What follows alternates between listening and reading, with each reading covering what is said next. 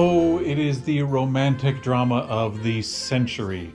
Toyota and EVs, a pair of star-crossed lovers whose misadventured, piteous overthrows doth with death bury the Japanese car market. Oh, Romeo, Romeo, wherefore art thou Romeo?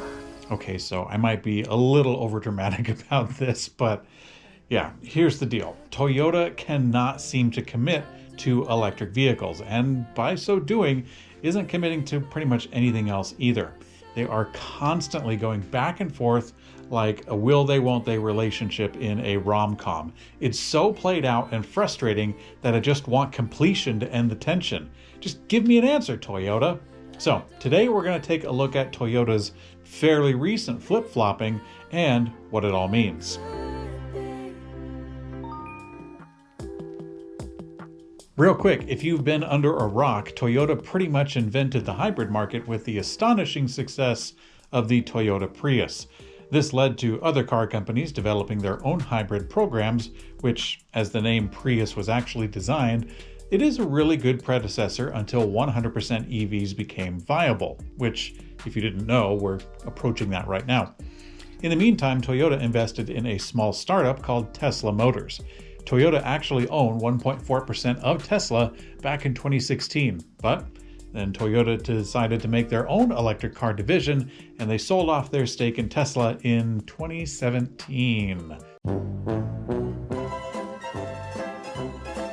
Since that point, Toyota has just been resting on their hybrid laurels, actively fighting against EV adoption, and they're actually under the impression that hybrids, fuel cells, and gas cars are a solid hand to play. But that's all background. Let's go ahead and get to the skinny. All right, this day and age, let's first address Toyota's current EV production. The good news was that Toyota actually had their concept going for what would become the BZ4X. And they also had a Chinese market car that was made in conjunction with BYD. And also there was a second EV in the USA market? Whatever happened to that? In the Western markets, Toyota actually has a BZ4X. This little SUV is their first effort in electric vehicles, if you don't count the compliance electric vehicles they've made in the past. And actually, it wasn't all that bad. I got to drive the Subaru version of this car, and it was pretty good.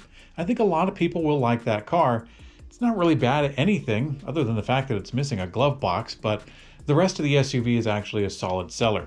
Just a few months ago, they did a heavy recall on this vehicle because there was an issue that could cause the wheels to fall off. Now, regardless of that, the production of this car was just at 1,000 a month. To give you a sense of scale, Ford is doing around 14,000 a month, and Tesla does... For Toyota, this really is not a great start to the EV revolution. But there's much more to the story than just the BZ4X SUV/car crossover all by itself.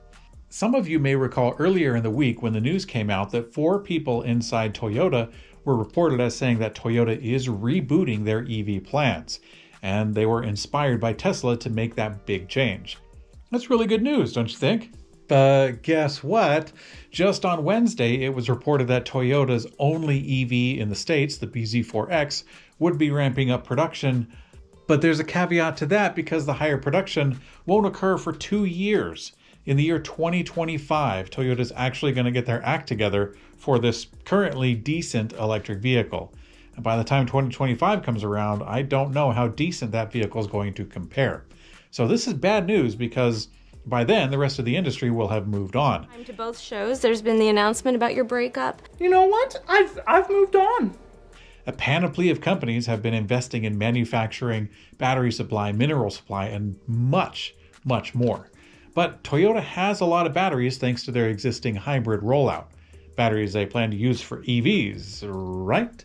Well, just this last September, Toyota announced $5.6 billion to push and expand EV battery production in both Japan and the US. That includes an additional $2.5 billion investment in the North Carolina plant that is going to produce batteries. And how do we know they're just for electric vehicles? Well, the Senior Vice President of Unit Manufacturing and Engineering at Toyota Motor North America, named Norm Baffuno, said, "This plant will serve as a central role in Toyota's leadership towards a fully electrified future and will help us meet our goal of carbon neutrality in our vehicles and global operations by 2035. So hey, this is really good news. It takes a while for that kind of investment to get going, but that's the kind of thing we want to hear. But the goal of getting their electric vehicles up and running by 2035 is suspiciously aligned with the compelled EV sales that Toyota is being forced into anyway. Of course, in the US by states like California, but also like the entirety of Europe. So while it's kind of encouraging, it's also like a kid wanting a Medal of Valor for cleaning their room, but you had to threaten to take away their bike in the first place. Toyota CEO Akio Toyoda said this last September that Toyota should stick to their plan and even compare the company to a department store.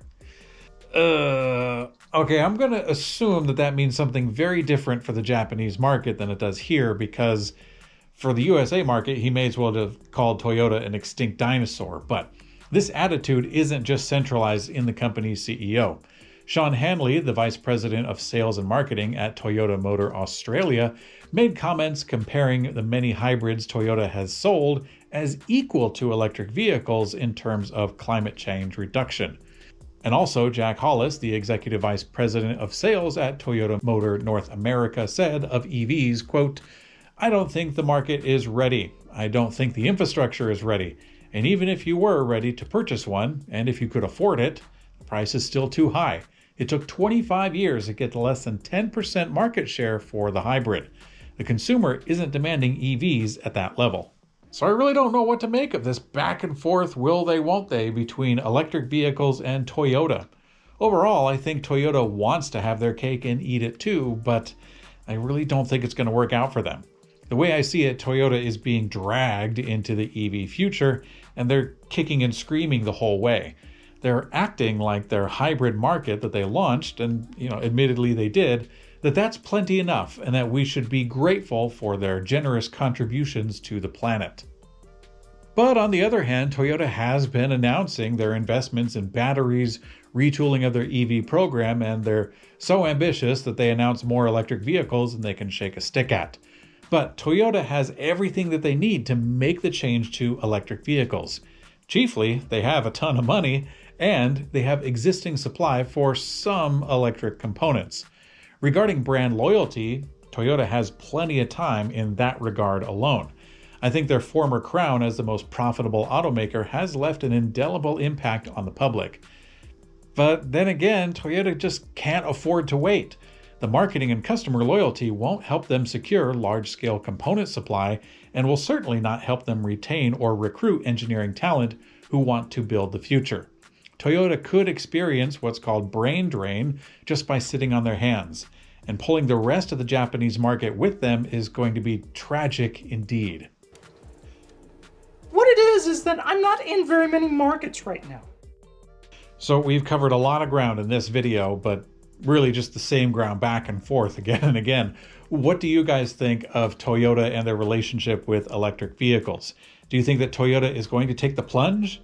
Or do you think that their forbidden love will bring the Japanese market to a realization of their foolishness?